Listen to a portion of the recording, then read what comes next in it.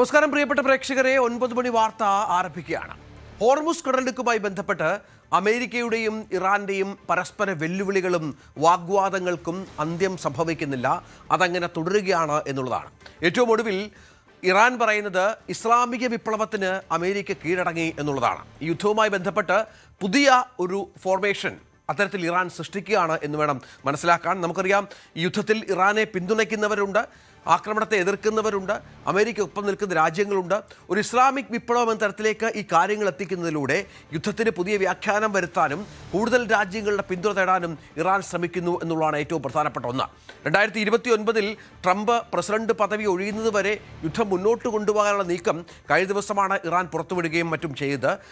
അതിൻ്റെ അർത്ഥമെന്ന് പറഞ്ഞാൽ ഈ സംഘർഷം, ഈ പ്രശ്നങ്ങൾ ഇങ്ങനെ നിരന്തരമായി തുടരും. അനുഭവിക്കുന്നത് ലോക രാജ്യങ്ങളാണ്.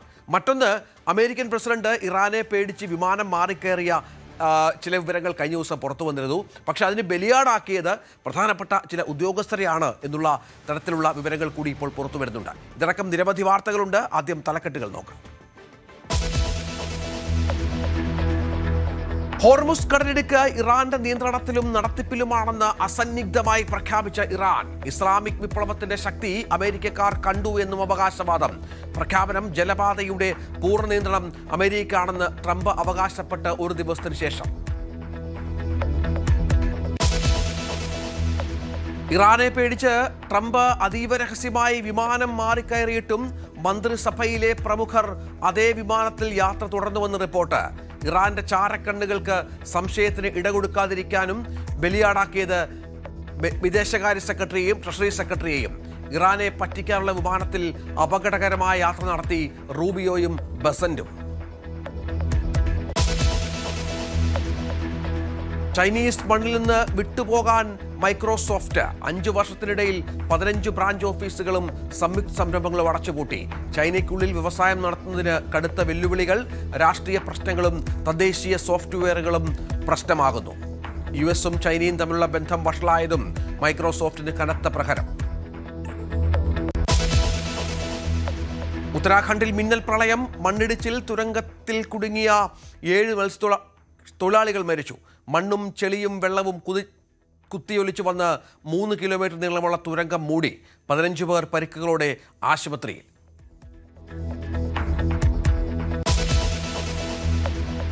ബോളിവുഡ് താരം സുശാന്ത് സിംഗ് രാജ്പുത്തിന്റെ മരണത്തിൽ വീണ്ടും ദുരൂഹത ആരോപിച്ച സഹോദരി. 6 വർഷത്തിലേറെ പിന്നിടുമ്പോഴും നിരവധി ചോദ്യങ്ങൾക്ക് ഉത്തരം ലഭിക്കാതെ അവശേഷിക്കുകയാണെന്ന് സഹോദരി ശ്വേത. അന്വേഷണത്തിൽ അട്ടിമറി നടന്നുവെന്നും ആരോപണം.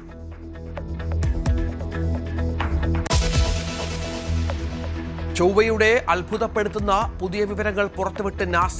പാറക്കെട്ടുകളിൽ ലേസർ ഉപയോഗിച്ച് നടത്തിയ പരിശോധനയിൽ അപ്രതീക്ഷിത കണ്ടെത്തൽ. രത്നക്കല്ലുകൾക്ക് സമാനമായ ധാതുക്കളുടെ സാന്നിധ്യം. മാണിക്യം, ഇന്ദ്രനീലം തുടങ്ങിയ വിലപിടിപ്പുള്ള രത്നങ്ങൾ രൂപപ്പെടുത്തുന്ന ധാതുവിന്റെ സാന്നിധ്യം ചൊവ്വയെ സമ്പന്ന ഗ്രഹമാക്കുമെന്നും വിദഗ്ധർ.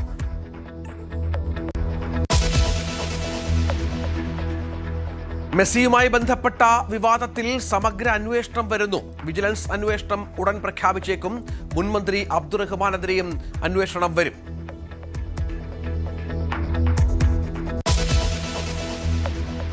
ജാതീയ അധിക്ഷേപത്തിൽ കടുത്ത പ്രതിഷേധവുമായി കോൺഗ്രസ്. മല്ലികാർജ്ജുൻ ഖാർഗെ അധിക്ഷേപിച്ചെന്നാരോപിച്ച് ഇന്ന് രാജ്യവ്യാപക പ്രതിഷേധം. ശ്രീരാമസേനയുമായി ബന്ധമില്ലെന്ന് BJP.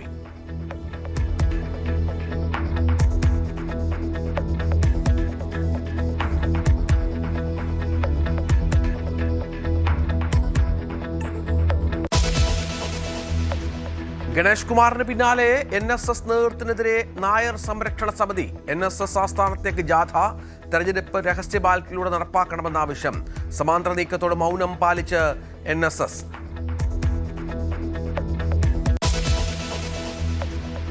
നമുക്ക് വിശദമായ വാർത്തകളിലേക്ക് കടക്കുമ്പോൾ ആദ്യം ഇറാന്റെ പുതിയ വെല്ലുവിളി അമേരിക്കയുമായി ബന്ധപ്പെട്ട് അതിലേക്ക് തന്നെ പോകാം. അതായത് ഹോർമുസ് കടലിടുക്ക് ഇറാന്റെ നിയന്ത്രണത്തിലും നടത്തിപ്പിലുമാണ് എന്ന് അസന്നിഗ്ധമായി വ്യക്തമാക്കുകയാണ് ഇറാൻ. അർദ്ധസൈനിക വിഭാഗമായ ബസീജ് ഓർഗനൈസേഷന്റെ കമാൻഡർ ഇതുമായി ബന്ധപ്പെട്ട് പ്രസ്താവന പുറപ്പെടുവിച്ചു. ഈ ജലപാതയുടെ പൂർണ്ണ നിയന്ത്രണം അമേരിക്കയ്ക്കാണെന്ന് പ്രസിഡന്റ് ട്രംപ് അവകാശപ്പെട്ട് ഒരു ദിവസത്തിന് ശേഷമാണ് ഈ പ്രതികരണം എന്നുള്ളത് ഏറ്റവും പ്രധാനപ്പെട്ട ഒന്നാണ്. അതായത് ഇസ്ലാമിക് ഇസ്ലാമിക് റിപ്പബ്ലിക്കിന്റെ നടത്തിപ്പിലും നിയന്ത്രണത്തിലുമാണ് ഹോർമുസ്. നമ്മുടെ രാജ്യം പൂർണ്ണ സുരക്ഷയോടെ മുന്നോട്ട് പോവുകയാണ്. അത് മാത്രമല്ല, ഇറാന്റെ ഏജൻസിയായ ഫാർസിലൂടെ ഇക്കാര്യം റിപ്പോർട്ട് ചെയ്യുമ്പോൾ ഇസ്ലാമിക വിപ്ലവത്തിന്റെ ശക്തി അമേരിക്കക്കാർ കണ്ടു എന്നും ഇറാൻ വെല്ലുവിളിക്കുകയാണ്. തന്ത്രപ്രധാനമായ ജലപാതയുടെ പൂർണ്ണ നിയന്ത്രണം അമേരിക്കയാണ് എന്ന് ട്രംപ് പറഞ്ഞതിന് പിന്നാലെയുള്ള ഈ വെല്ലുവിളി ഹോർമുസുമായി ബന്ധപ്പെട്ട് വലിയ പ്രശ്നങ്ങൾ ഉണ്ടാക്കുമെന്ന കാര്യം സംശയം. നമുക്കറിയാം, ഹോർമുസിൽ ഇപ്പോൾ കപ്പൽ ഗതാഗതം നാമമാത്രമാണ്. ദിവസേന 100-ലധികം കപ്പലുകൾ കടന്നുപോയിക്കൊണ്ടിരുന്ന ഒരു പാതയാണ് ഹോർമുസ് എന്നുള്ളത് മനസ്സിലാക്കണം. പക്ഷേ അവിടെ ഇപ്പോൾ 1-2 കപ്പലുകൾ പേരിന് മാത്രം, അതും ഇറാനുമായി ബന്ധപ്പെട്ട അവർ അനുവദിക്കുന്ന കപ്പലുകൾ മാത്രമാണ് കടന്നു പോകുന്നത്. അമേരിക്ക എത്ര വലിയ വെല്ലുവിളി നടത്തിയിട്ടും ഈ സാഹചര്യത്തിൽ മാറ്റമുണ്ടാക്കാൻ സാധിക്കുന്നില്ല എന്നുള്ളത് ഏറ്റവും പ്രധാനപ്പെട്ട പ്രത്യേകതയാണ്. സാധാരണ നിലയിലേക്ക് ഹോർമുസ് എത്തുക എന്നുള്ളത് ഇപ്പോൾ ഒരു തരത്തിലും സംഭവിക്കാവുന്ന കാര്യമല്ല എന്നാണ് ഇത്തരം വെല്ലുവിളിയിൽ നിന്ന് മനസ്സിലാക്കേണ്ടത്. വിനോദ്, അമേരിക്ക പറയുന്നത് തങ്ങൾ ഹോർമുസ് പൂർണ്ണമായും നിയന്ത്രണത്തിലാക്കിയെന്നാണ്. ട്രംപ് പലപ്പോഴും ഇത് പറഞ്ഞു വെക്കുന്നുണ്ട്. പക്ഷേ ട്രംപിന്റെ പ്രാഥമികമായ ഒരു ലക്ഷ്യമായിരുന്നു ഹോർമുസ് പിടിച്ചെടുക്കുക എന്നുള്ളത്. അതുപോലും പൂർത്തിയാക്കാതെയാണ് ഇപ്പോൾ അമേരിക്ക മുന്നോട്ട് പോകുന്നത് എന്നുള്ളതാണ് യുദ്ധത്തിന്റെ ആകത്തുക. രഞ്ജിത്ത്, ബസീജ് ഓർഗനൈസേഷൻ്റെ കമാൻഡറാണ് ഇപ്പോൾ പുതിയ പ്രഖ്യാപനം നടത്തിയിരിക്കുന്നത്, ഹുസൈൻ തായബ്. അദ്ദേഹം പറയുന്നത് ട്രംപിൻ്റെ പ്രഖ്യാപനം കളവാണ്. അതായത് ട്രംപ് കഴിഞ്ഞ ദിവസം പറഞ്ഞത് ഹോർമൂസിൻ്റെ പൂർണ്ണമായ നിയന്ത്രണം അമേരിക്ക ഏറ്റെടുത്തു കഴിഞ്ഞു, ഇനി കപ്പലുകൾക്ക് സുഗമമായി സഞ്ചരിക്കാം, അതിനുള്ള ദിവസങ്ങൾ വരികയാണ്, അല്ലാഹുവിന് നന്ദി, ഗുണ്ടാരാജ്യം, അത് ഇറാനെ വിശേഷിപ്പിച്ചതാണ്, ഗുണ്ടാരാജ്യം ഇനിയില്ല. ഇങ്ങനെയായിരുന്നു ട്രൂത്ത് സോഷ്യലിൽ ട്രംപിൻ്റെ ഒരു അവകാശവാദവും പ്രഖ്യാപനവും ഒക്കെ. പക്ഷേ അത് പൂർണ്ണമായും തള്ളിക്കൊണ്ടാണ് ഇറാനിലെ അർദ്ധസൈനിക വിഭാഗം ഇപ്പോൾ രംഗത്തെത്തിയിരിക്കുന്നത്. IRGCയുടെ വിശദീകരണവും ഇക്കാര്യത്തിൽ ഉണ്ടായിട്ടുണ്ട്. ഒരു തരത്തിലും ട്രംപ് പറയുന്നത് ശരിയല്ല, തങ്ങളുടെ നിയന്ത്രണത്തിൽ തന്നെയാണ് ഹോർമുസ് ഇപ്പോഴുമുള്ളത്, അവിടെ കപ്പലുകളൊന്നും സഞ്ചരിക്കുന്നില്ല. അങ്ങനെ സഞ്ചരിക്കണമെങ്കിൽ തങ്ങളുടെ വ്യവസ്ഥകൾ US അംഗീകരിക്കണം, എങ്കിൽ മാത്രമേ ഹോർമുസിലൂടെ ഇനി സാധാരണ നിലയിൽ കപ്പലുകൾ സഞ്ചരിക്കൂ എന്ന വലിയ വെല്ലുവിളി ഇറാൻ ഉയർത്തുകയാണ്. ചില നീക്കങ്ങൾ കൂടി, ചില പ്രസ്താവനകൾ കൂടി ട്രംപിൻ്റെ ഭാഗത്തു നിന്ന് വരുന്നുണ്ട്. അതായത് വലിയ സാമ്പത്തിക നഷ്ടമില്ലാതെ, അമേരിക്കയ്ക്ക് വലിയ സാമ്പത്തിക തട്ടുപാടില്ലാതെ ഇറാനെ തോൽപ്പിക്കുക എന്നൊരു സ്ട്രാറ്റജിയാണ് മുന്നോട്ട് വെച്ചിട്ടുള്ളത്. അതിൽ വിജയിക്കുന്നു എന്ന ഒരു ആത്മവിശ്വാസം ട്രംപ് പ്രകടിപ്പിക്കുന്നുണ്ട്. അതായത് ഇപ്പോൾ ഏർപ്പെടുത്തിയിട്ടുള്ള ഈ നാവിക ഉപരോധം, അതിന് പുറമെയാണ് സാമ്പത്തിക ഉപരോധം. ഏറ്റവും ഒടുവിൽ യൂറോപ്യൻ യൂണിയനിലടക്കം ഇറാനുള്ള ആസ്തികളിൽ $23 ബില്യൺ ആസ്തികളാണ് ഏറ്റവും ഒടുവിലായി മരവിപ്പിച്ചത്. ഇങ്ങനെ പല രാജ്യങ്ങളിലായുള്ള ഇറാൻ്റെ ആസ്തികൾ മരവിപ്പിക്കുന്നു. അവിടെ പണപ്പെരുപ്പം നമ്മൾ നേരത്തെയൊക്കെ റിപ്പോർട്ട് ചെയ്തിട്ടുള്ളതാണ്, 87% എന്ന നിലയിലേക്ക് എത്തുന്നു. ഒരു ചായയ്ക്ക് പോലും ഇന്ത്യൻ രൂപയുമായി തട്ടിച്ചു നോക്കുമ്പോൾ 8.5 ലക്ഷം രൂപ ഇന്ത്യൻ മണിയുമായി തട്ടിക്കുമ്പോൾ ആ തരത്തിലാണ് അവിടെ ഒരു പണപ്പെരുപ്പം ഉണ്ടാകുന്നത്. ഇത് ചില മാസങ്ങൾ കൂടി, അല്ലെങ്കിൽ ഒരു വർഷം വരെ നീണ്ടുപോകാം. അങ്ങനെയെങ്കിൽ ഇറാൻ പൂർണ്ണമായി തകരും. അമേരിക്കയ്ക്ക് വലിയ സാമ്പത്തിക നഷ്ടമില്ലാതെ ദീർഘകാലാടിസ്ഥാനത്തിൽ ഇറാനെ സാമ്പത്തികമായി ഞെരുക്കി ഇല്ലാതാക്കുക എന്നൊരു തന്ത്രം, അതാണ് ഇപ്പോൾ ഡൊണാൾഡ് ട്രംപ് പയറ്റുന്നത്. പക്ഷേ അപ്പോഴും ചില പ്രശ്നങ്ങൾ അവശേഷിക്കുന്നുണ്ട്. നമ്മൾ കഴിഞ്ഞ ദിവസം റിപ്പോർട്ട് ചെയ്ത വാർത്തയാണ്, ഈ എബ്രഹാം ലിങ്കൺ പടക്കപ്പലിൽ ഈ സൈനികർ പരസ്പരം ആക്രമിക്കുകയും കൊലപ്പെടുത്തുകയും ചെയ്തു എന്ന തരത്തിൽ ഇറാൻ മാധ്യമം റിപ്പോർട്ട് ചെയ്ത, തസ്ലിം ന്യൂസ് റിപ്പോർട്ട് ചെയ്ത വാർത്തയെക്കുറിച്ച്. ഇപ്പോൾ ഇതാ പീറ്റ് ഹെക്സത്ത്, അദ്ദേഹം പ്രതിരോധ സെക്രട്ടറിയാണ് അമേരിക്കയുടെ, അദ്ദേഹത്തിൻ്റെ ഒരു സ്റ്റേറ്റ്മെൻറ്റ് വന്നിരിക്കുന്നു, കപ്പലുകളെ മാറ്റി മാറ്റി വിന്യസിക്കുമെന്ന്. അതായത് ചില സൂചനകൾ വരുന്നത് ഈ യുദ്ധം നീണ്ടുപോകുന്നതിൽ സൈനികർക്കിടയിൽ അമർഷമുണ്ട്. പ്രത്യേകിച്ച് ഈ സൈനികർ തന്നെ പരസ്പരം പോരടിക്കുന്ന നിലയിലേക്കും കൊലപ്പെടുത്തുന്ന നിലയിലേക്കും ആക്രമിക്കുന്ന നിലയിലേക്കുമൊക്കെ പോകുന്ന, അവർക്ക് മാനസികമായ ബുദ്ധിമുട്ടുകൾ അനുഭവപ്പെടുന്നുണ്ട്. കടലിൽ തുടരുന്നത് കൊണ്ട് തന്നെ അവർ അസ്വസ്ഥരാണ്. അവരുടെ കുടുംബാംഗങ്ങൾ നേരത്തെ സാന്റിയാഗോയിൽ നടന്ന സൈനികരുടെ യോഗത്തിലെത്തുകയും ഈ 9 മാസമായി സൈനികർ കടലിൽ തുടരുന്നതിൻ്റെ ബുദ്ധിമുട്ട് പറയുകയും ചെയ്തിരുന്നു. ഇപ്പോഴിതാ പുതിയൊരു നീക്കം നടക്കുന്നു. മനസ്സിലാക്കുന്നത് ജെറാർഡ് ഫോർഡ് ഇപ്പോൾ അമേരിക്കൻ തീരത്താണുള്ളത്. ആ പടക്കപ്പൽ, ഏറ്റവും വലിയ പടക്കപ്പലാണ് അമേരിക്കയുടേത്. അത് ഒരുപക്ഷെ ഹോർമൂസിലേക്ക് വരും. അതേസമയം എബ്രഹാം ലിങ്കനെ മടക്കി അയക്കും എന്ന തരത്തിലുള്ള ചില വാർത്തകൾ, സൂചനകൾ വരുന്നുണ്ട്. പീറ്റ് ഹെക്സത്തിൻ്റെ വാക്കുകൾ പരിശോധിക്കുമ്പോൾ നമുക്ക് അങ്ങനെയാണ് മനസ്സിലാകുന്നത്. ഈ യുദ്ധം കൊണ്ടുപോകുമ്പോൾ അമേരിക്കയ്ക്ക് അങ്ങനെയുള്ള ചില ബുദ്ധിമുട്ടുകൾ കൂടിയുണ്ട്. മാത്രമല്ല രഞ്ജിത്ത്, ഇപ്പോൾ ഏറ്റവും പുതിയൊരു നീക്കം ഇന്നലെ ഉണ്ടായത്, അമേരിക്കയിലുള്ള ഇറക്കുമതി, അതായത് യുദ്ധോപകരണങ്ങളുടെ ഇറക്കുമതി തീരുവ ട്രംപ് വർദ്ധിപ്പിച്ചിരിക്കുന്നു. യൂറോപ്യൻ യൂണിയൻ, ജപ്പാൻ, ഉത്തര കൊറിയ തുടങ്ങിയ രാജ്യങ്ങളിൽ നിന്നുള്ള ഈ യന്ത്രഭാഗങ്ങളുണ്ട്, അല്ലെങ്കിൽ ഈ ആയുധങ്ങൾ നിർമ്മിക്കുന്നതിനാവശ്യമായ വസ്തുക്കളുണ്ട്. ഇതിൻ്റെയൊക്കെ ഇറക്കുമതി തീരുവ ഇപ്പോൾ 15% വർദ്ധിപ്പിക്കാൻ ട്രംപ് തീരുമാനിച്ചിരിക്കുന്നു. ചെറിയ ഡ്രോണുകൾക്ക് ഏതാണ്ട് 25% വരെയും വലിയ ഡ്രോണുകൾക്ക് 50% മുകളിലേക്കുമൊക്കെ തന്നെയാണ് ഇപ്പോൾ പുതിയതായി തീരുവ പ്രഖ്യാപിച്ചിട്ടുള്ളത്.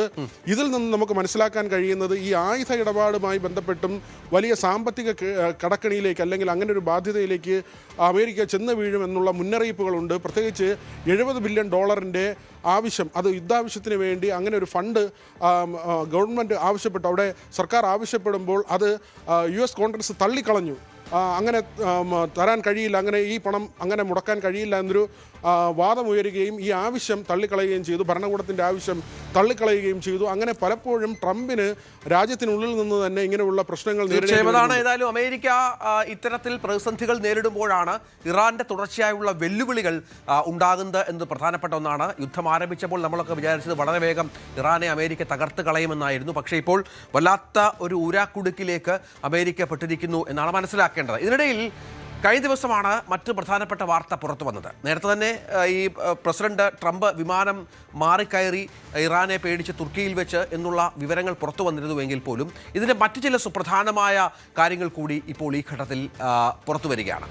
ഇറാനെ പേടിച്ച് ഡൊണാൾഡ് ട്രംപ് അതീവ രഹസ്യമായി വിമാനം മാറിക്കയറിയിട്ടും അദ്ദേഹം ഉണ്ടെന്ന് തോന്നിച്ച വിമാനത്തിൽ, അതായത് യഥാർത്ഥത്തിലുള്ള തുർക്കി നൽകിയ ഖത്തർ നൽകിയ എയർഫോഴ്സ് വണ്ണിൽ മാർക്കോ റൂബിയോ ഉൾപ്പെടെയുള്ള മന്ത്രിസഭയിലെ പ്രമുഖർ യാത്ര തുടർന്നു എന്നാണ് ഇപ്പോൾ റിപ്പോർട്ടുകൾ പുറത്തു വന്നത്. അതായത് ട്രംപിനെ ഇറാനെ പറ്റിക്കാനായി ട്രംപ് വിമാനം മാറി യഥാർത്ഥ എയർഫോഴ്സ് വണ്ണിൽ കയറുന്നു. അത് ഒളിച്ചു കയറുകയാണ്. ഒരു ചരക്ക് വാഹനത്തിലാണ് ട്രംപ് അങ്ങോട്ടേക്ക് കയറിയത് എന്നുള്ള കാര്യങ്ങളൊക്കെ ഇന്നലെ പുറത്തു വന്നു. ട്രംപ് അത് വ്യക്തമാക്കുകയും ചെയ്തിരുന്നു.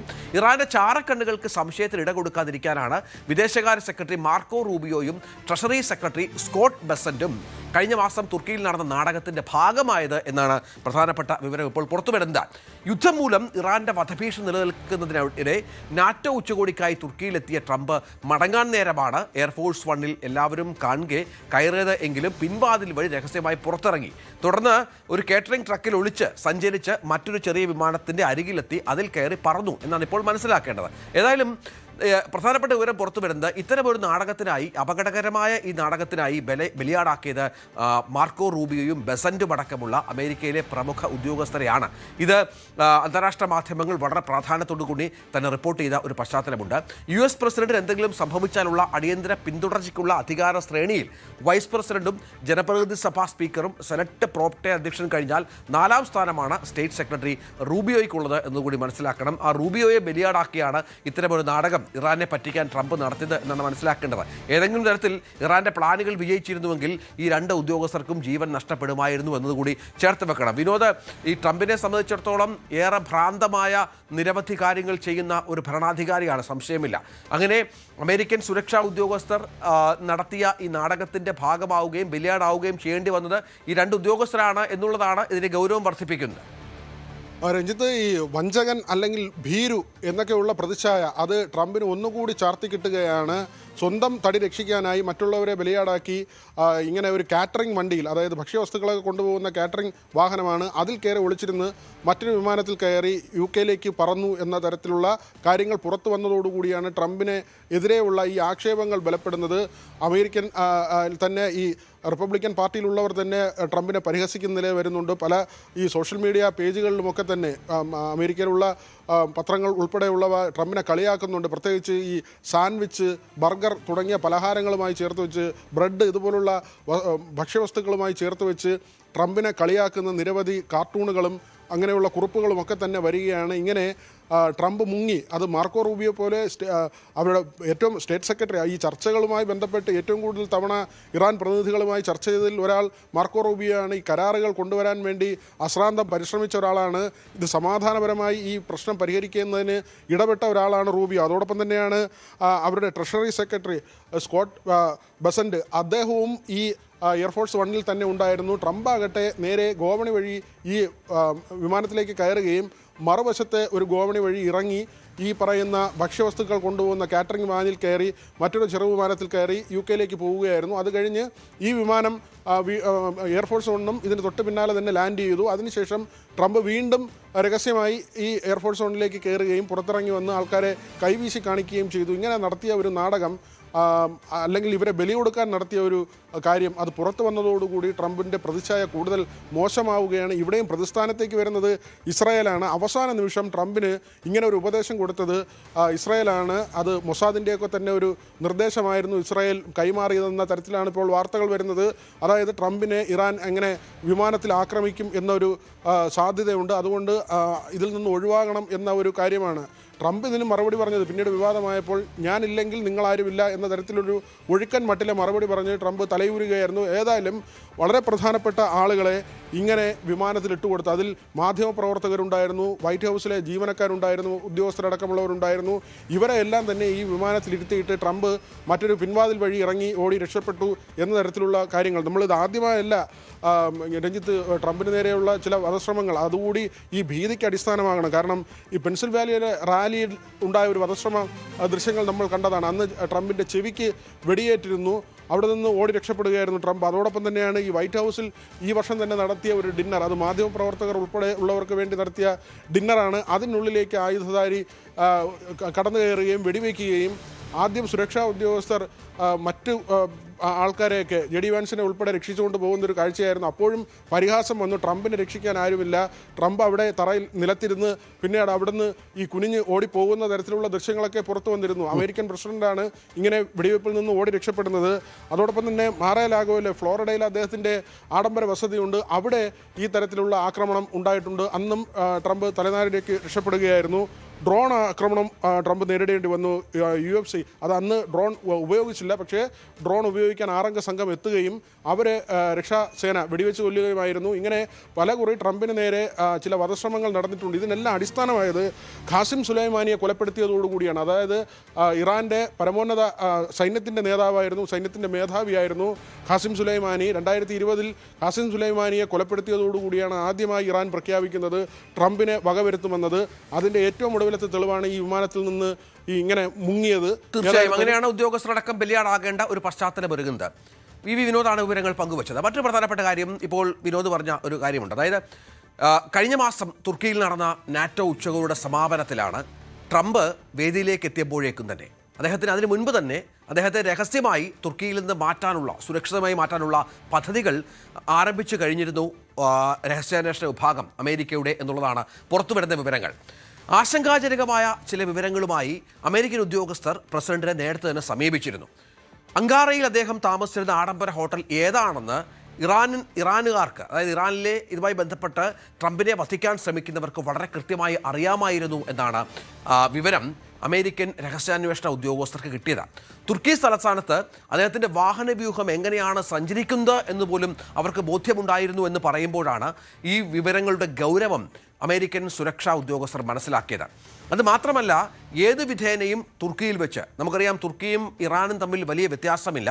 വേണമെങ്കിൽ ഏറ്റവും അടുത്ത് ട്രംപിനെ ഇറാന് കിട്ടുന്ന ഒരു രാജ്യം കൂടിയാണ് തുർക്കി എന്നുകൂടി മനസ്സിലാക്കണം. അങ്ങനെ അവർ വധിക്കുക എന്ന കാര്യത്തിൽ ഉറച്ചു നിൽക്കുകയും മറ്റും ചെയ്തു എന്നാണ് ഏറ്റവും പ്രധാനപ്പെട്ട ഒന്ന്.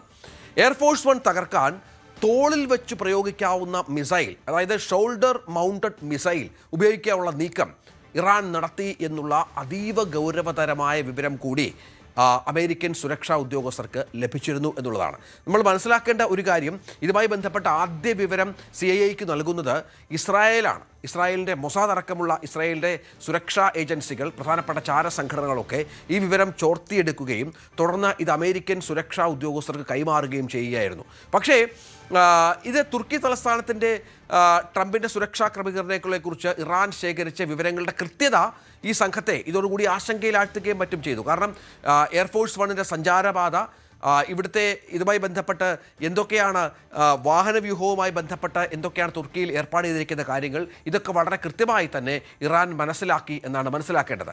അത് പക്ഷേ അമേരിക്കൻ ഉദ്യോഗസ്ഥരുടെ കോൺഫിഡൻസ് എന്ന് പറയുന്നത് ഇതൊരിക്കലും വിജയിക്കാൻ സാധ്യതയുള്ള പദ്ധതിയല്ല. കാരണം അത്രത്തോളം സുരക്ഷാ ക്രമീകരണങ്ങളോട് കൂടിയാണ് അമേരിക്കൻ പ്രസിഡന്റ് സഞ്ചരിക്കുന്നത്.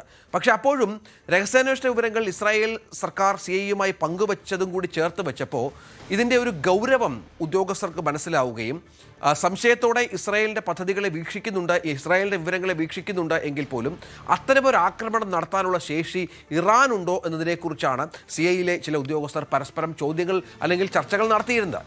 ഈ വെളിപ്പെടുത്തലുകൾ അമേരിക്കൻ ഉദ്യോഗസ്ഥർക്കിടയിൽ പക്ഷേ അതീവ ജാഗ്രതയ്ക്ക് കാരണമായി എന്നാണ് ഉച്ചകോടിയിലെ സംഭവങ്ങൾ അറിയാവുന്ന US ഉദ്യോഗസ്ഥരും മറ്റുള്ളവരും മാധ്യമങ്ങളോട് വ്യക്തമാക്കിയത്. ട്രംപിൻ്റെ ജീവൻ നേരെയുള്ള ഇറാൻ്റെ ഭീഷണികളും അമേരിക്കയിൽ നടന്ന 3 വ്യത്യസ്ത വധശ്രമങ്ങളും അദ്ദേഹത്തിൻ്റെ സംഘത്തിനിടയിൽ ദീർഘമായ ഒരു അസ്വസ്ഥത നിറഞ്ഞ ഒരു അന്തരീക്ഷം ഉണ്ടാക്കി എന്നാണ് ഏറ്റവും പ്രധാനപ്പെട്ട ഒന്ന്.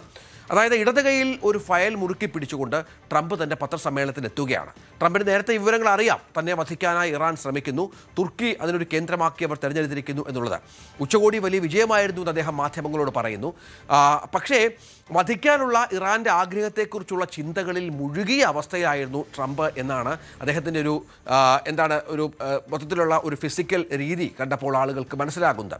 3 ക്യാബിനറ്റ് അംഗങ്ങൾക്കും ചില മുതിർന്ന ഉദ്യോഗസ്ഥർക്കും ഒപ്പം നിന്നുകൊണ്ട് അദ്ദേഹം പറഞ്ഞു, ഒരു പ്രസിഡന്റിൻ്റെ ജീവിതം വളരെ അപകടം നിറഞ്ഞതാണ്, അത് വളരെ അപകടകരമായ ഒരു തൊഴിലാണ്.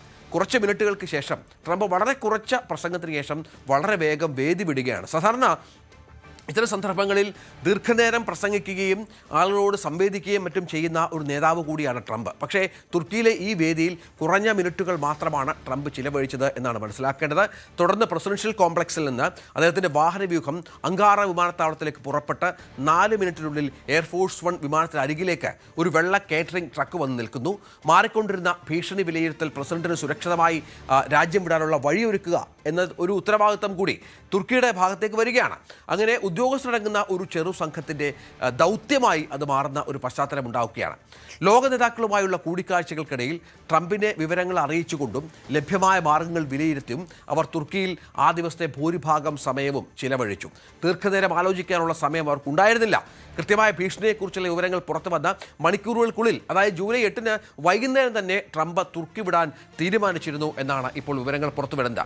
അതിശക്തമായ സുരക്ഷാ സംവിധാനങ്ങളുള്ള പ്രസിഡൻഷ്യൽ കോംപ്ലക്സിനുള്ളിലെ ചെറിയ മുറികളിൽ വെച്ച് ട്രംപിന് മുൻപേ തുർക്കിയിലെത്തിയ joint chief chairman general Dan Caine മറ്റ് ഉന്നത ഉദ്യോഗസ്ഥരെയും സീക്രട്ട് സർവീസ് ഉദ്യോഗസ്ഥരെയും ഒക്കെ ഏകോപിപ്പിച്ച് ഒരു പദ്ധതിക്ക് രൂപം നൽകിയിരുന്നു. ഭീഷണിയുടെ സ്വഭാവം ഉൾപ്പെടെയുള്ള വിവിധ ഘടകങ്ങൾ ഉദ്യോഗസ്ഥർ പരിശോധിച്ചുകൊണ്ടാണ് ഈ പദ്ധതി തയ്യാറാക്കിയത്. ട്രംപിനെ വധിക്കാൻ ഇറാൻ തങ്ങളുടെ അനുയായികളെ ഉപയോഗിച്ച് ആസൂത്രണം ചെയ്ത പുതിയ ഗൂഢാലോചനയെക്കുറിച്ച് ഇസ്രായേൽ നൽകിയ വിവരം അവർ ഗൗരവമായി പരിശോധിച്ചു എന്നാണ് മനസ്സിലാക്കേണ്ടത്. ഏതായാലും ഇത് ആ തരത്തിൽ ട്രംപിനെ എത്രയും പെട്ടെന്ന് തുർക്കിക്ക് പുറത്തേക്ക് എത്തിക്കുക എന്നുള്ളതായിരുന്നു ഈ ഉദ്യോഗസ്ഥർ ലക്ഷ്യം വെച്ചത്. അതിനാണ് ഈ പദ്ധതി ആസൂത്രണം ചെയ്യുകയും മറ്റും ചെയ്തത്. അതായത് ഖത്തർ നൽകിയ എയർഫോഴ്സ് 1-ൽ യാത്ര ചെയ്യുന്നതിലെ പ്രശ്നം അവർ മനസ്സിലാക്കുകയും ഈ എയർഫോഴ്സ് 1 വിമാനം നേരത്തെയുള്ള യഥാർത്ഥ എയർഫോഴ്സ് 1 പ്രസിഡന്റ് വർഷങ്ങളായി ഉപയോഗിക്കുന്ന എയർഫോഴ്സ് 1 വിമാനവുമായി ബന്ധപ്പെട്ട് സുരക്ഷാ ക്രമീകരണങ്ങളിൽ വളരെ പുറകോട്ടാണ് എന്ന തരത്തിലുള്ള വ്യാഖ്യാനങ്ങളിലേക്ക് അല്ലെങ്കിൽ നിലപാടിലേക്ക് അവർ എത്തുകയും ചെയ്യുന്ന ഒരു പശ്ചാത്തലം ഉണ്ടാവുകയാണ്. ഈ US ഉദ്യോഗസ്ഥരെ ഉദ്ധരിച്ച് ചില വിവരങ്ങൾ പുറത്തു വരുന്നത് ആദ്യമൊക്കെ അതിശയോക്തി കലർന്ന ഒരു നിഗമനമായി ഈ ആക്രമണത്തെ അവർ കണ്ടു എങ്കിലും തുർക്കിയും ഇറാനുമായുള്ള സാമീപ്യം കണക്കിലെടുത്ത് ലോക നേതാക്കളുടെ ഒത്തുചേരലുകളിൽ സാധാരണ കാണുന്നതിനേക്കാൾ അസാധാരണമായ സുരക്ഷാ ക്രമീകരണങ്ങൾ ഒരുക്കേണ്ട ഒരു പശ്ചാത്തലമുണ്ടായി. 10,000-കണക്കിന് തുർക്കി സുരക്ഷാ സേനാംഗങ്ങളും പോലീസുകാരും വിന്യസിക്കപ്പെടുകയാണ്. മിക്ക തെരുവുകളിലും ക്യാമറകൾ സ്ഥാപിക്കുകയാണ്. 32 നാറ്റോ രാജ്യാംഗങ്ങളിലെ നേതാക്കൾ വന്നിറങ്ങുകയും തിരിച്ചുപോവുകയും ചെയ്തത് വിമാനത്താവള ചുറ്റും സുരക്ഷയുടെ പല തലങ്ങൾ ഒരുക്കുന്ന ഒരു പശ്ചാത്തലം ഉള്ള കാര്യമാണ്. അതുമാത്രമല്ല, ഈ തോളിൽ വെച്ച് ഉപയോഗിക്കാവുന്ന മിസൈൽ എന്ന് പറയുമ്പോൾ ആ മിസൈലിൻ്റെ ശക്തിയെക്കുറിച്ച് കൃത്യമായൊരു ബോധ്യം. കാരണം നമുക്കറിയാം, പരമ്പരാഗതമായ പല ആയുധങ്ങളും ഉപയോഗിക്കുന്ന ഒരു രാജ്യം കൂടിയാണ് ഇറാൻ എന്നുള്ളത് പ്രധാനപ്പെട്ട ഒന്നാണ്. ആ ഇറാൻ്റെ പക്കലുള്ള ആയുധങ്ങളുടെ ശേഷിയെക്കുറിച്ച് കൃത്യമായൊരു ധാരണയില്ലാത്തതും ഉദ്യോഗസ്ഥരെ വല്ലാതെ കുഴക്കുന്ന ഒരു പശ്ചാത്തലം ഉണ്ടാവുകയാണ്. അങ്ങനെ സുരക്ഷിതമായി തന്നെ ട്രംപിനെ മാറ്റാനുള്ള എല്ലാ നീക്കങ്ങളും നടത്തി അതിനാണ് ഒരു നാടകം എന്ന തരത്തിൽ കാര്യങ്ങൾ മുന്നോട്ട് കൊണ്ടുപോകാൻ മറ്റും ചെയ്തത്. അങ്ങനെയാണ് ട്രംപിനെ വിമാനം മാറ്റുകയും ആ തരത്തിൽ $400 ദശലക്ഷം വില വരുന്ന ജംബോ ജെറ്റിൽ നിന്ന് ട്രംപിനെ മാറ്റുകയാണ്. അതിനുള്ള വിശദീകരണമൊക്കെ വളരെ കൗതുകകരമായി പിന്നീട് ട്രംപ് അടക്കം നടത്തുന്ന ഒരു പശ്ചാത്തലമുണ്ടായിരുന്നു. ട്രംപ് ഈ വിമാനത്തിൽ യാത്ര ചെയ്യുക എന്നുള്ളത് തനിക്ക് ഗിഫ്റ്റായി ഖത്തർ എന്നൊരു വിമാനമാണ്, അല്ലെങ്കിൽ യാത്ര ചെയ്യുക എന്നുള്ളത് അഭിമാനകാര്യമായി ട്രംപ് കണക്കാക്കിയിരുന്നു എങ്കിൽ പോലും ഈ പ്രശ്നം ഉദ്യോഗസ്ഥർ ട്രംപിനെ ധരിപ്പിക്കുകയും തുടർന്ന് വിമാനം മാറാനുള്ള ആവശ്യം ട്രംപിനോട് പ്രധാനമായും ഉദ്യോഗസ്ഥർ ഉന്നയിക്കുകയും മറ്റും ചെയ്യുകയാണ്. അങ്ങനെയാണ് ചെറിയ ഒരു ജെറ്റ് വിമാനത്തിൽ ട്രംപ് കയറുന്ന ഒരു സാഹചര്യം ഉണ്ടായത്.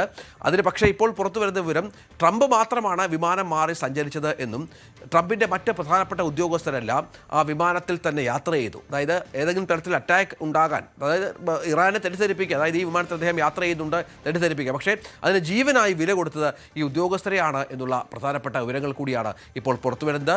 ഇതിപ്പോൾ വലിയ തോതിൽ അന്താരാഷ്ട്ര തലത്തിൽ ചർച്ചയായിട്ടുണ്ട്. അമേരിക്കൻ പ്രസിഡന്റിനെ വിറപ്പിക്കുന്ന തരത്തിൽ ഇറാന്റെ പദ്ധതികളെങ്കിലും എത്തി എന്നുള്ളതാണ് ആ രാജ്യത്തെ സംബന്ധിച്ചിടത്തോളം അഭിമാനകരമായ നേട്ടമായി അവർ കാണുകയും ചെയ്യുന്നത്. അങ്ങനെ തുർക്കി യാത്ര, പ്രത്യേകിച്ചും നാറ്റോ ഉച്ചകോടിയിൽ പങ്കെടുക്കാനുള്ള യാത്ര ട്രംപിനെ സംബന്ധിച്ചിടത്തോളം ഒരു പേടി സ്വപ്നമായി എല്ലാ കാലവും നിലനിൽക്കുകയും ചെയ്യും. ഇടവേള.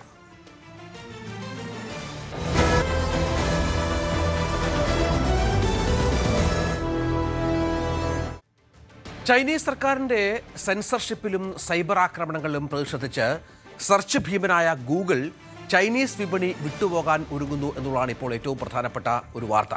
അതായത് ചൈനയിലുള്ള നിരവധി നിയമങ്ങൾ അത് മൈക്രോസോഫ്റ്റുമായി ബന്ധപ്പെട്ട് വലിയ തോതിൽ വിഘാതമുണ്ടാക്കുന്നു എന്നാണ്. മൈക്രോസോഫ്റ്റ് ചൈനീസ് ഫണ്ടിൽ നിന്ന് വളരെ വേഗം വിടവാങ്ങേണ്ട അവസ്ഥയിലേക്ക് എത്തിയിരിക്കുകയാണ്. കഴിഞ്ഞ 5 വർഷത്തിനിടയിൽ ചൈനയിലെ മൈക്രോസോഫ്റ്റിൻ്റെ കുറഞ്ഞത് 15 ബ്രാഞ്ച് ഓഫീസുകളെങ്കിലും സംയുക്ത സംരംഭങ്ങളും അടച്ചുപൂട്ടേണ്ടി വന്നു എന്നുള്ള റിപ്പോർട്ടുകൾ റോയിട്ടേഴ്സ് അടക്കം പുറത്തുവിടുന്നുണ്ട്. ചൈനയ്ക്കുള്ളിൽ വ്യവസായം നടത്തുന്നതിന് കമ്പനി കടുത്ത വെല്ലുവിളികൾ നേരിട്ടുകൊണ്ടിരിക്കുകയാണ്. നിലവിലെ രാഷ്ട്രീയ സാഹചര്യങ്ങളാണ് മൈക്രോസോഫ്റ്റിന് കനത്ത വെല്ലുവിളിയായിരിക്കുന്നത്. 2023 തന്നെ ചൈനീസ് വിപണി പൂർണ്ണമായും ഉപേക്ഷിക്കുന്ന കാര്യം കമ്പനി ആലോചിച്ചിരുന്നു എങ്കിൽ പോലും വലിയ വെല്ലുവിളികൾ നേരിട്ട് ഈ പറഞ്ഞ പോലെ അവിടെ വലിയ വരുമാനമൊന്നും മൈക്രോസോഫ്റ്റിന് ഇല്ല. കമ്പനിയുടെ ആഗോള വരുമാനത്തിൻ്റെ കേവലം 1.5% മാത്രമാണ്.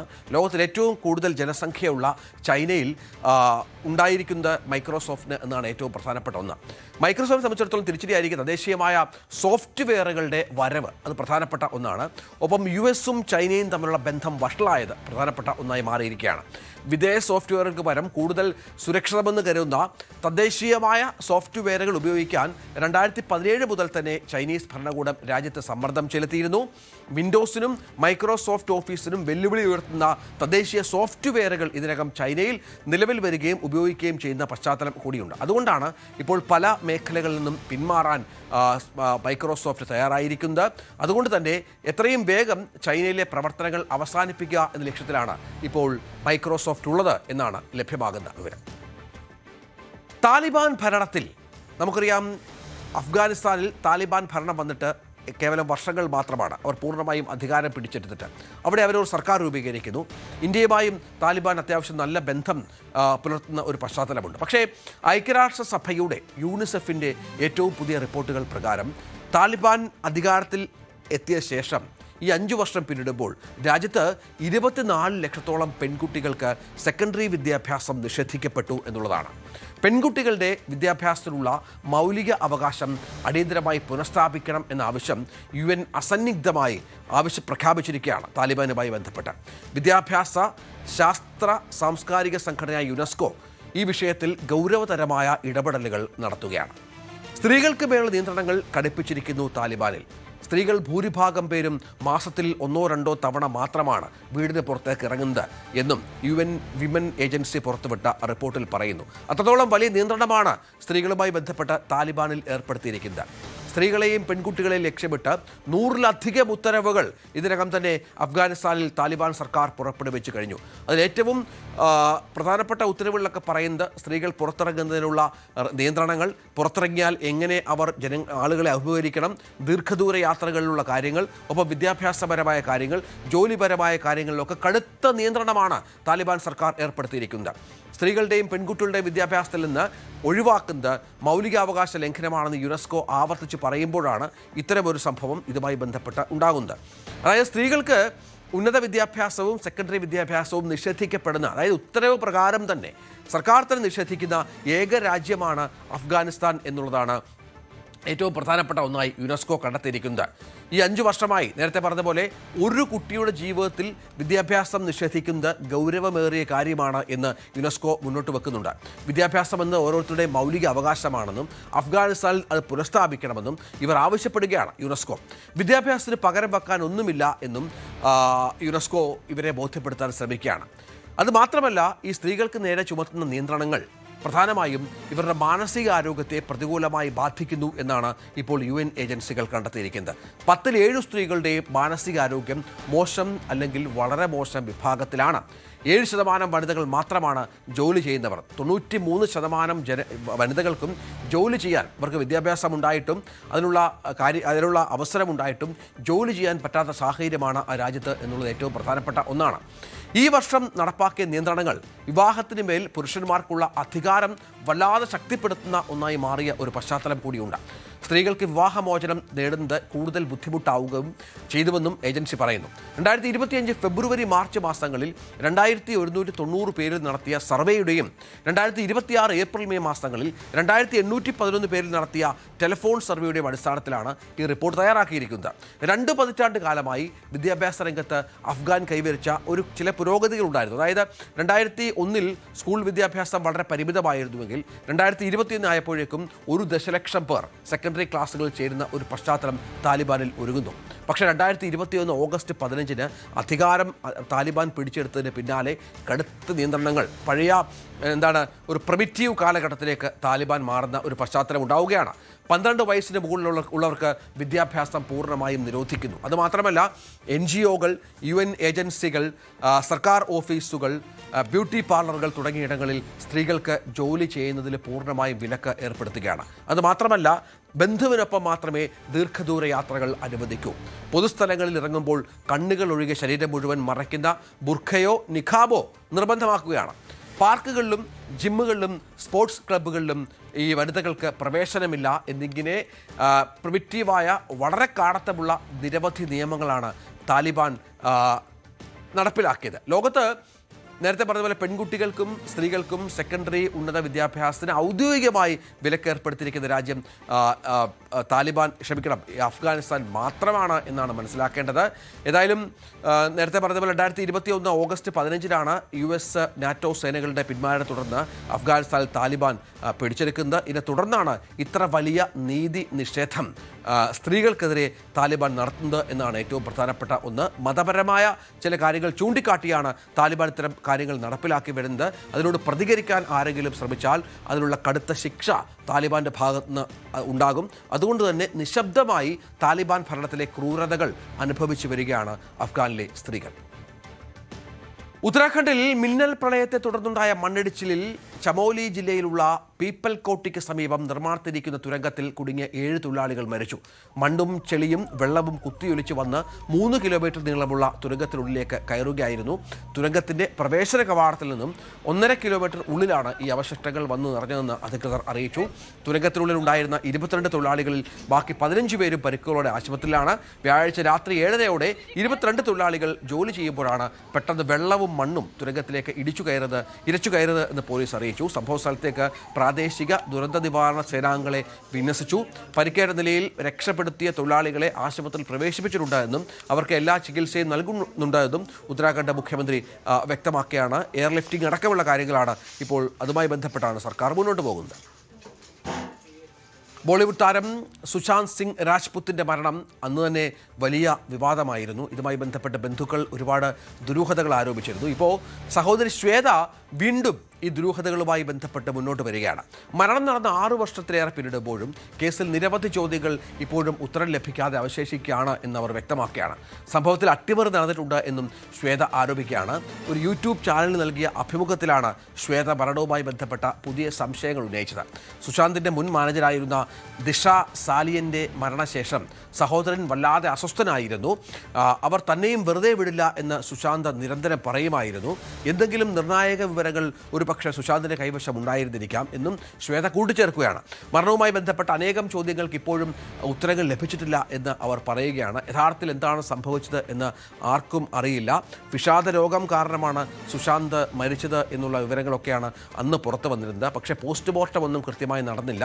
സുശാന്തിൻ്റെ മുറി ഒരിക്കലും ഉള്ളിൽ നിന്ന് പൂട്ടാറില്ല. എന്നാൽ അന്ന് എങ്ങനെയാണ് അകത്തു നിന്ന് പൂട്ടിയത് എന്നറിയില്ല. എവിടെയോ എന്തൊക്കെ തകരാറുണ്ട് എന്നും ശ്വേത സംശയിക്കുകയാണ്. CBI അന്വേഷണത്തിൽ പോലും ഒരു വ്യക്തത ഉണ്ടാകുന്നില്ല എന്നും ശ്വേത മുന്നോട്ട് പറയുന്നു. തങ്ങൾക്ക് എന്താണ് നടന്നത് എന്ന് ബോധ്യമുണ്ട്. കൃത്യമായി അട്ടിമറി നടന്നു എന്നും അവർ പറയുകയാണ്. 2020 ജൂൺ 14 മുംബൈയിലെ അപ്പാർട്ട്മെൻറ്റിൽ സുശാന്ത് സിംഗ് രാജ്പുത്തിനെ മരിച്ച നിലയിൽ കണ്ടെത്തിയത്. ലോകത്തിലെ ഏറ്റവും വലിയ ക്രൂഡ് ഓയിൽ ഇറക്കുമതിക്കാരാണ് ആര് എന്ന് ചോദിച്ചാൽ അത് നമ്മുടെ രാജ്യമായ ഇന്ത്യയാണ്. നമ്മുടെ ആവശ്യത്തിൻ്റെ 85% ക്രൂഡ് ഓയിൽ ഇറക്കുമതി ചെയ്യുകയാണ്. ഭൗമരാഷ്ട്രീയ സംഘർഷങ്ങളും ആഗോള എണ്ണ വിതരണ ശൃംഖലയിലുണ്ടാകുന്ന തടസ്സങ്ങളും ഉയർത്തുന്ന വെല്ലുവിളികൾ കണക്കിലെടുത്ത് നമ്മുടെ തന്ത്രപ്രധാനമായ പെട്രോളിയം ശേഖരം സ്ട്രാറ്റജിക് പെട്രോളിയം റിസർവ്സ് വിപുലീകരിക്കാൻ നമ്മുടെ രാജ്യം ഒരുങ്ങുന്നു എന്നുള്ള വിവരങ്ങൾ ഇപ്പോൾ പുറത്തുവരുന്നു. ആന്ധ്രാപ്രദേശിലെ വിശാഖപട്ടണം, കർണാടകയിലെ മംഗളൂരു, പദൂർ എന്നിവിടങ്ങളിലായി സ്ഥിതി ചെയ്യുന്ന ഭൂഗർഭ സംഭരണ കേന്ദ്രങ്ങളിലായി നിലവിൽ 5.33 ദശലക്ഷം മെട്രിക് ടൺ ക്രൂഡ് ഓയിൽ സൂക്ഷിക്കാനുള്ള ശേഷി നമുക്കുണ്ട്. സർക്കാരിൻ്റെ കണക്കുകൾ പ്രകാരം ഇന്ത്യയുടെ ക്രൂഡ് ഓയിൽ ആവശ്യകതയുടെ ഏകദേശം 9.5 ദിവസത്തേക്കുള്ള അളവിന് തുല്യം. അതായത് 10 ദിവസത്തേക്കുള്ള ക്രൂഡ് ഓയിലാണ് നമ്മൾ തന്ത്രപ്രധാനമായി സംഭരിച്ചു വെക്കുക എന്നുള്ളതാണ് ഏറ്റവും പ്രധാനപ്പെട്ട ഒന്ന്. ഈ എണ്ണശേഖരം ഇന്ത്യയുടെ ഒരു ഭാഗം മാത്രമാണ്. പൊതുമേഖലാ എണ്ണ വിപണന കമ്പനികളും മറ്റ് സംഭരണ കേന്ദ്രങ്ങളുടെയും കൈവശമുള്ള ക്രൂഡ് ഓയിൽ കൂടി കണക്കിലെടുത്താൽ രാജ്യം ഇതിലും വലിയൊരു കരുതൽ ശേഖരം നിലവിൽ തന്നെ നിലനിർത്തുന്നുണ്ട്. പക്ഷേ ഇപ്പോൾ സമീപകാലത്തായി ഉണ്ടായ ഭൗമരാഷ്ട്രീയ സംഘർഷങ്ങൾ, ഉപരോധങ്ങൾ, കപ്പൽ ഗതാഗത തടസ്സങ്ങൾ, ആഗോള എണ്ണവിലയിലുണ്ടാകുന്ന പെട്ടെന്നുള്ള വർധനവ് തുടങ്ങിയ വെല്ലുവിളികൾ നേരിടാൻ സംഭരണശേഷി വർദ്ധിപ്പിക്കാൻ ഇന്ത്യ ശ്രമിക്കുമ്പോൾ ഈ വ്യത്യാസം വളരെ പ്രധാനപ്പെട്ട ഒന്നായി മാറുകയാണ്. നമ്മുടെ തന്ത്രപ്രധാനമായ എണ്ണശേഖരം എത്രയാണ് എന്നതുകൂടി ഒന്ന് കണക്കാക്കാം. ആദ്യം നിലവിലുള്ള തന്ത്രപ്രധാന പെട്രോളിയം റിസർവ് SPR പദ്ധതിക്ക് ആകെ 5.33 ദശലക്ഷം മെട്രിക് ടൺ ആണ് ശേഷിയുള്ളത്. ആന്ധ്രാപ്രദേശിലെ വിശാഖപട്ടണത്ത് 1.33 മെട്രിക് ടൺ ശേഷിയുള്ള സംഭരണ കേന്ദ്രമുണ്ട്. കർണാടകയിലെ മംഗളൂരുവിൽ 1.5 മെട്രിക് ടൺ ആണ് ശേഷി. കർണാടകയിൽ തന്നെ പദൂരിൽ 2.5 മെട്രിക് ടൺ പെട്രോളിയം ശേഖരമുണ്ട്. സർക്കാർ ഉടമസ്ഥയിലുള്ള ഇന്ത്യൻ സ്ട്രാറ്റജിക് പെട്രോളിയം റിസർവ്സ് ലിമിറ്റഡാണ് ഈ കേന്ദ്രങ്ങൾ പ്രവർത്തിപ്പിക്കുന്നത്. ഈ ശേഷി ഇന്ത്യയുടെ ക്രൂഡ് ഓയിൽ ആവശ്യകതയുടെ വളരെ പരിമിതമായ ഒന്നായി മാറുന്നുണ്ട്. പക്ഷേ പാർലമെൻറ്റിൽ സമർപ്പിച്ച വിവരങ്ങൾ പ്രകാരം എണ്ണ വിപണന കമ്പനികളുടെ ഒരു സ്റ്റോക്ക് കൂടി ഇതുമായി ബന്ധപ്പെട്ട് ചേർത്ത് വെക്കണം. കൂടാതെ റിഫൈനറി ടാങ്കുകളിലും വിതരണ ശൃംഖലയുടെ മറ്റ് ഭാഗങ്ങളിലും ക്രൂഡ് ഓയിലും പെട്രോളിയം ഉൽപ്പന്നങ്ങളും സംഭരിക്കുന്നുണ്ട്. അതിനാൽ നമ്മുടെ നേരത്തെ പറഞ്ഞ 9 ദിവസം എന്ന കണക്ക് ഭൂഗർഭ തന്ത്രപ്രധാന കരുതൽ ശേഖരത്തെ മാത്രമാണ് സൂചിപ്പിക്കുന്നത്. വിശാലമായ പെട്രോളിയം സംവിധാനത്തെ അല്ല. ഇന്ത്യയുടെ 74 ദിവസത്തെ വിപുലമായ ഊർജ്ജ ശേഖരം തന്ത്രപ്രധാന കരുതൽ ശേഖരത്തിന് പുറമെ സർക്കാർ ഉടമസ്ഥയിലുള്ള എണ്ണ കമ്പനികൾ സൂക്ഷിക്കുന്ന വാണിജ്യ ശേഖരം കൂടി ചേർത്ത് വെച്ചാലാണ് 74 ദിവസത്തേക്കുള്ള എണ്ണശേഖരം ഉണ്ടാകും എന്ന് മനസ്സിലാക്കേണ്ടത്. ഇന്ത്യയുടെ നേരത്തെ പറഞ്ഞ പോലെ എണ്ണ കമ്പനികളുടെ കൈവശമുള്ള ശേഖരം ഏകദേശം 64.5 ദിവസത്തേക്ക്, അതായത് ഈ നേരത്തെയുള്ള 9.5 കൂടി കൂട്ടിക്കഴിഞ്ഞാൽ ഏതാണ്ട് 74 ദിവസത്തേക്കുള്ള പെട്രോളിയം ശേഖരം നമുക്കുണ്ട് എന്നാണ് ഇപ്പോൾ കണക്കുകൾ പുറത്തു വരുന്നത്. പക്ഷേ ഇപ്പോൾ ഇത് പോരാ എന്നാണ് നമ്മുടെ സർക്കാർ കണക്കാക്കിയിരിക്കുന്നത്.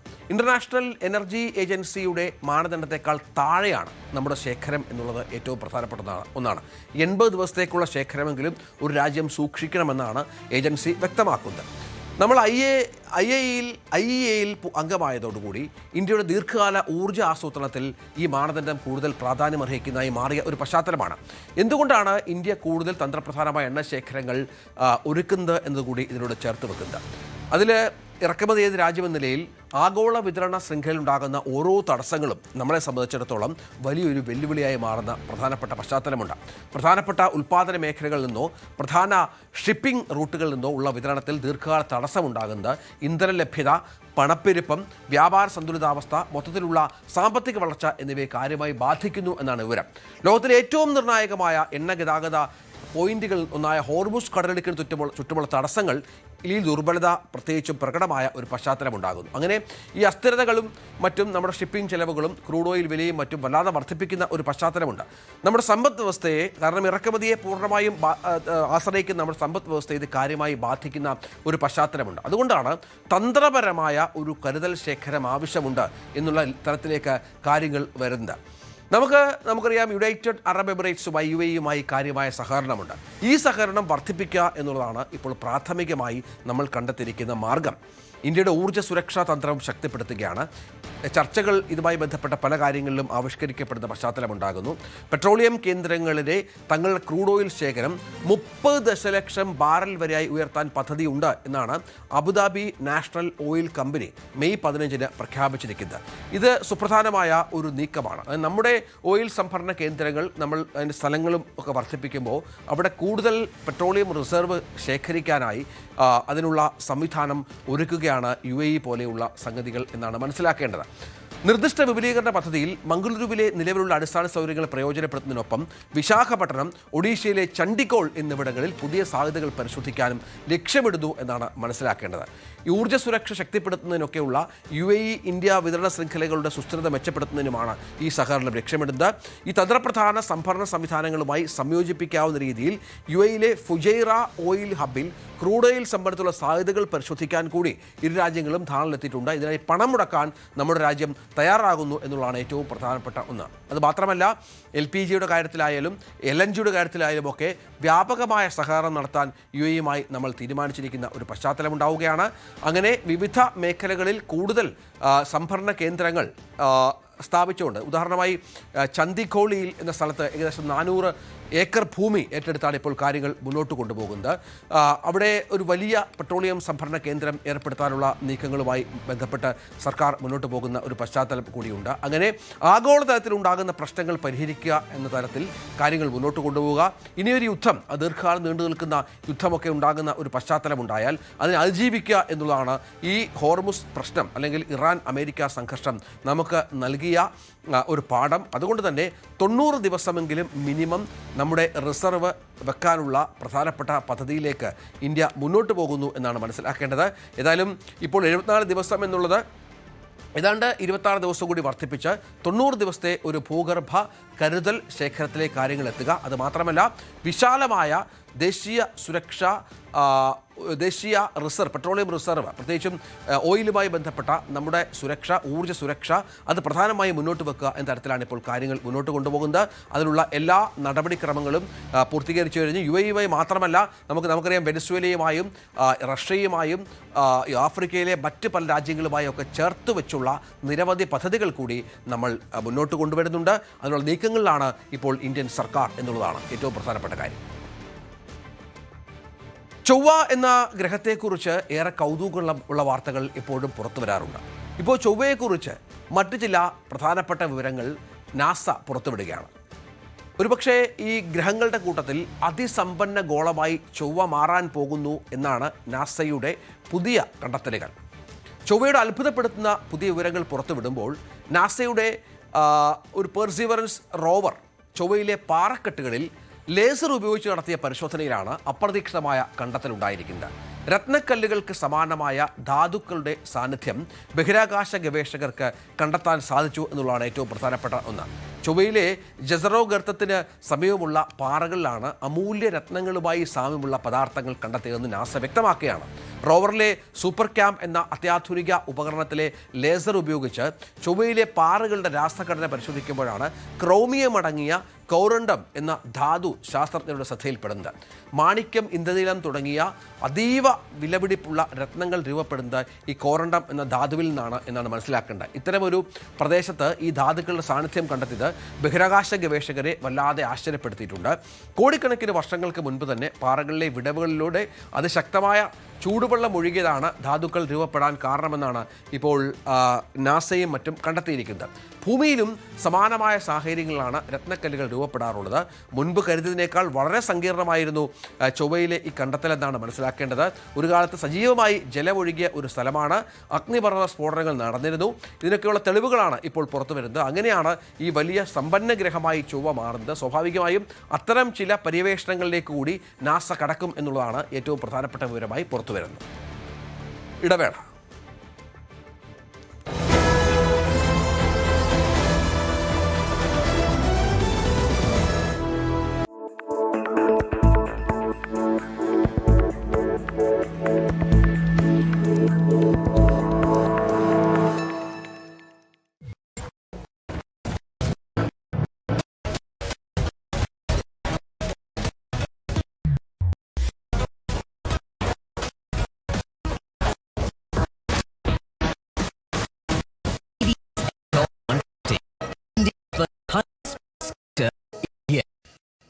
മഴ പെയ്യുന്ന ഒരു സായാഹ്നം, ഹൈവേയിലൂടെ സുഖകരമായ ഒരു യാത്ര. കാറിനുള്ളിൽ നേരിയ സംഗീതം പ്ലേ ചെയ്യുന്നുണ്ട്. മഴത്തുള്ളികൾ വിൻഷീൽഡിൽ വന്ന് പതിക്കുന്ന താളത്തിനൊപ്പം വാഹനം സുഗമമായി മുന്നോട്ട് കുതിക്കുന്നു. പെട്ടെന്ന് യാതൊരു മുന്നറിയിപ്പുമില്ലാതെ നിങ്ങളുടെ വാഹനത്തിന്റെ സ്റ്റിയറിംഗ് വല്ലാതെ ഭാരം കുറഞ്ഞതായി നിങ്ങൾക്ക് അനുഭവപ്പെടുന്നു. ഒരു കളിപ്പാട്ട കാർ ഓടിക്കുന്നത് പോലെ വളരെ ലാഘവത്തോടെ സ്റ്റിയറിംഗ് തെന്നി മാറുന്നു. ബ്രേക്ക് ചവിട്ടിയാലും വാഹനം നിൽക്കുന്നില്ല. പകരം നിയന്ത്രണം പൂർണ്ണമായും നഷ്ടപ്പെട്ട് ഒരു തെന്നി നീങ്ങലിലേക്ക് വാഹനം വഴിമാറുന്നു. ഏതൊരു വിദഗ്ധനായ ഡ്രൈവറെയും ഭയപ്പെടുത്തുന്ന, ജീവൻ പണയം വെക്കേണ്ടി വരുന്ന ഈ ഭയാനകമായ ചില സെക്കൻഡുകളെയാണ് ഹൈഡ്രോപ്ലേനിംഗ് അഥവാ അക്വാപ്ലേനിംഗ് എന്ന് വിളിക്കുന്നത്. ഒരു സാധാരണ മഴക്കാല ഡ്രൈവിങ്ങിനെ വലിയൊരു ദുരന്തത്തിലേക്ക് നയിക്കാൻ കെൽപ്പുള്ള ഈ ശാസ്ത്രീയ പ്രതിഭാസത്തെക്കുറിച്ച് ഓരോ ഡ്രൈവറും നിർബന്ധമായും അറിഞ്ഞിരിക്കേണ്ടതുണ്ട്. നിരത്തുകളിൽ ഒരു വാഹനം മുന്നോട്ട് കുതിക്കുന്നതും നമ്മൾ ഉദ്ദേശിക്കുന്നിടത്ത് കൃത്യമായി ബ്രേക്ക് ചെയ്ത് നിർത്താൻ കഴിയുന്നതും സ്റ്റിയറിംഗ് ഉപയോഗിച്ച് വളവുകൾ തിരിയുന്നതുമെല്ലാം വാഹനത്തിന്റെ യാന്ത്രിക സംവിധാനങ്ങളുടെയും എഞ്ചിന്റെയും മാത്രം കഴിവുകൊണ്ടല്ല. ഇതിനെല്ലാം ആധാരം ടയറും റോഡും തമ്മിലുള്ള ഘർഷണം അഥവാ ഫ്രിക്ഷനാണ്.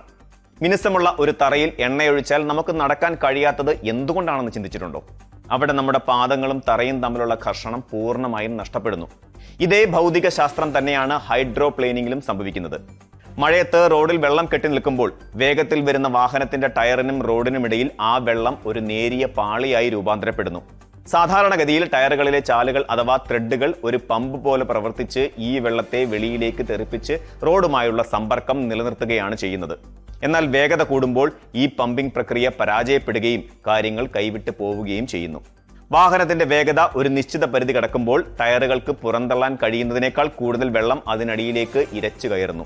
വെള്ളം കംപ്രസിബിൾ അല്ലാത്തത് കൊണ്ട് തന്നെ ഈ അതിമർദ്ദം കാരണം ടയറുകൾ റോഡിൽ നിന്നും അക്ഷരാർത്ഥത്തിൽ മുകളിലേക്ക് ഉയർത്തപ്പെടുന്നു. അതായത് ആയിരക്കണക്കിന് കിലോഗ്രാം ഭാരമുള്ള നിങ്ങളുടെ വാഹനം റോഡിലല്ല, പകരം ഒരു നേരിയ ജലപാളിക്ക് മുകളിലൂടെയാണ് അപ്പോൾ സഞ്ചരിക്കുന്നത്. റോഡുമായുള്ള ബന്ധം വിച്ഛേദിക്കപ്പെടുന്ന ഈ അവസ്ഥയിൽ ബ്രേക്കിങ്ങും സ്റ്റിയറിംഗും ആക്സിലേറ്ററും പൂർണ്ണമായും നിർജീവമാകുന്നു. ഡ്രൈവർക്ക് വാഹനത്തിലുള്ള നിയന്ത്രണം പൂർണ്ണമായും നഷ്ടപ്പെടുകയും വാഹനം തെന്നിമറിഞ്ഞ് വലിയ അപകടങ്ങൾക്ക് കാരണമാവുകയും ചെയ്യുന്നു. ഭൗതിക ശാസ്ത്രത്തിന്റെ ലളിതമായ ഈ നിയമം പലപ്പോഴും ഡ്രൈവർമാർ തിരിച്ചറിയുന്നത് അപകടം സംഭവിക്കുന്ന ആ നിമിഷത്തിൽ മാത്രമായിരിക്കും. ഹൈഡ്രോപ്ലേനിങ്ങിലേക്ക് നയിക്കുന്ന കാരണങ്ങൾ പലതാണ്. അതിലേറ്റവും പ്രധാനപ്പെട്ടത് വാഹനത്തിന്റെ അമിത വേഗത തന്നെയാണ്. മണിക്കൂറിൽ 60-70 കിലോമീറ്റർ വേഗതയിൽ പോകുന്ന ഒരു വാഹനത്തിന് മഴക്കാലത്ത് പെട്ടെന്ന് തന്നെ നിയന്ത്രണം നഷ്ടപ്പെടാം. ഇതിനു പുറമെ ടയറുകളുടെ അവസ്ഥയും വളരെ നിർണായകമാണ്. തേയ്മാനം സംഭവിച്ച ത്രെഡുകളുടെ ആഴം കുറഞ്ഞ ടയറുകൾക്ക് വെള്ളം പുറത്തേക്ക് തെറിപ്പിക്കാനുള്ള പമ്പിംഗ് കപ്പാസിറ്റി വളരെ കുറവായിരിക്കും. പുതിയ ടയറുകൾ സെക്കൻഡിൽ ഗ്യാലൻ കണക്കിന് വെള്ളം പുറന്തള്ളുമ്പോൾ പഴയ ടയറുകൾ ആ വെള്ളത്തിന് മുകളിലൂടെ തെന്നി നീങ്ങാൻ മാത്രമേ ഉപകരിക്കൂ. വാഹനങ്ങളിലെ ടയർ പ്രഷറുമായി ബന്ധപ്പെട്ട് ആളുകൾക്കിടയിലുള്ള ഒരു വലിയ തെറ്റിദ്ധാരണയും ഇവിടെ തിരുത്തേണ്ടതുണ്ട്. മഴക്കാലത്ത് ടയറിലെ കാറ്റ് കുറച്ചാൽ റോഡിൽ കൂടുതൽ ഗ്രിപ്പ് കിട്ടുമെന്ന് ചിലർ വിശ്വസിക്കുന്നു. എന്നാൽ സത്യം നേരെ മറിച്ചാണ്. കാറ്റ് കുറഞ്ഞ ടയറുകളുടെ മധ്യഭാഗം ഉള്ളിലേക്ക് കുഴിഞ്ഞിരിക്കുകയും അവിടെ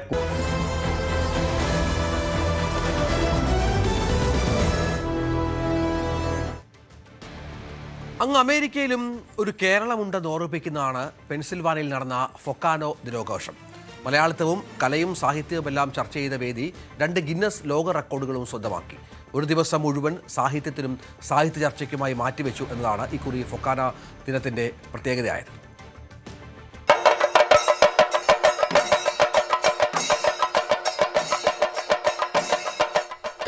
പ്രഭാഷണങ്ങൾ, സാഹിത്യ പ്രമുഖരുടെ സാന്നിധ്യം, ഗൗരവമാർന്ന സംവാദങ്ങൾ. കേരളത്തിന് അതിരുകൾക്കപ്പുറവും മലയാളം ആഘോഷിക്കപ്പെടുകയായിരുന്നു. ഒന്ന് കേട്ടു നോക്കാമെന്ന് കരുതി എത്തിയവർ ദിവസമാകെ സദസ്സിൽ തുടർന്ന അനുഭവം. 7ാം കടലിനക്കരെയും മേളങ്ങൾക്കും ആഘോഷങ്ങൾക്കും അപ്പുറം നഷ്ടപ്പെട്ടു പോകുന്ന മൂല്യങ്ങളെ തിരിച്ചെടുക്കാനുള്ള ശ്രമമാണ് ഫൊക്കാന നടത്തിയത്.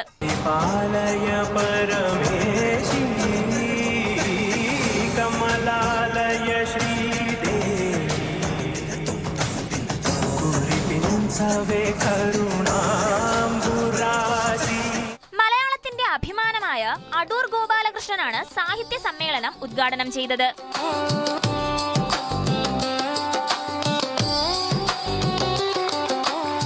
സാധാരണ ഒരു അമേരിക്കയിലെ ഏതെങ്കിലും ഒരു പരിപാടിയിൽ പങ്കെടുക്കുമ്പോൾ കിട്ടുന്ന ഒരു ഭാഗ്യമല്ല. ഒരു ഭാഷ നിലനിന്നില്ലെങ്കിലും ലോകത്തിനൊന്നും സംഭവിക്കില്ല എന്ന ശക്തമായ പ്രതിവാദവും സംവാദങ്ങളിൽ ഉയർന്നു. പ്രവാസികളിൽ മലയാള സാഹിത്യത്തിനുള്ള വായനയും താല്പര്യവും ഇപ്പോഴും ശക്തമാണെന്നതിന്റെ തെളിവായി നിറഞ്ഞ സദസ്സ് മാറി. എഴുത്തുകാരുടെ വാക്കുകൾ ഓരോ അമേരിക്കൻ മലയാളിക്കും പുത്തൻ അനുഭവമായി. മലയാളം എങ്ങനെ മലയാളമായി എന്ന സെമിനാർ KV മോഹൻകുമാർ നയിച്ചു.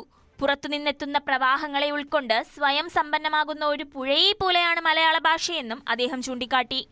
Doctor Prameela Devi, TD Ramakrishnan, PP James, James Kureekkattil, Venugopal Kakkodan, Philip Thomas, Abdul Punnayurkulam എന്നിവർ വിവിധ വിഷയങ്ങളിൽ സംസാരിച്ചു. കവി JCJ അവതരിപ്പിച്ച ചൊൽക്കാഴ്ചയോടെയാണ് സാഹിത്യ സമ്മേളനത്തിന് തുടക്കമായത്. മലയാള സാഹിത്യത്തിനായി ഒരു പകൽ മുഴുവൻ ഫോക്കാനയുടെ മുഖ്യവേദി തുറന്നുകൊടുത്തത് തന്നെ ഈ സമ്മേളനത്തിന്റെ ഏറ്റവും വലിയ പ്രത്യേകതയായി. FOKANA president Sajimon Antony, general secretary Sreekumar Unnithan എന്നിവരാണ് സാഹിത്യ സമ്മേളനത്തിന് നേതൃത്വം നൽകിയത്. മേളപ്രമാണി മട്ടന്നൂർ ശങ്കരൻകുട്ടി കൊട്ടിക്കയറിയതും വേദിക്കും സദസ്സിനും മലയാളത്തിന്റെ ആവേശം പകർന്നു.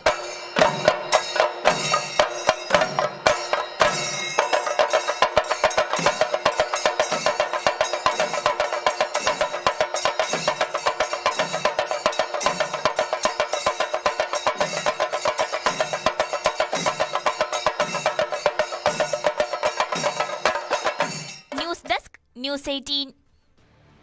ഡൽഹി ആസ്ഥാനമായ സെൻട്രൽ ഭാരത് സേവക് സമാജിന്റെ ദേശീയ പുരസ്കാരം എഴുത്തുകാരിയും സിനിമാ നിരൂപകയുമായ അനു ചന്ദ്രയ്ക്ക്. സാഹിത്യ മേഖലയിലെ പ്രവർത്തനങ്ങൾ കണക്കിലെടുത്താണ് പുരസ്കാരം. ചെറുകഥ, നോവൽ, ബാലസാഹിത്യം എന്നീ മേഖലകളിലെ രചനകൾക്കും സാഹിത്യ സാംസ്കാരിക രംഗത്തെ ഇടപെടലുകൾക്കും പരിഗണന നൽകിയാണ് പുരസ്കാരം. തിരുവനന്തപുരം കവടിയാർ സദ്ഭാവനാ ഭവൻ ഒഴുത്തൂർത്തിൽ നടന്ന ചടങ്ങിൽ BSS ദേശീയ അധ്യക്ഷൻ BS ബാലചന്ദ്രൻ പുരസ്കാരം സമ്മാനിച്ചു. അപ്പോൾ 9 മണി വാർത്ത പൂർത്തിയാകാൻ സമയമായി. എല്ലാ പ്രേക്ഷകർക്കും ഒരു നല്ല ദിവസം ആശംസിക്കുന്നു. അതുമാത്രമല്ല, ഇപ്പോൾ ന്യൂസ് ട്രെൻഡ്സുമായി KP അഭിലാഷ് അല്പം സമയത്തിനകം തന്നെ ചേരും. നമസ്കാരം.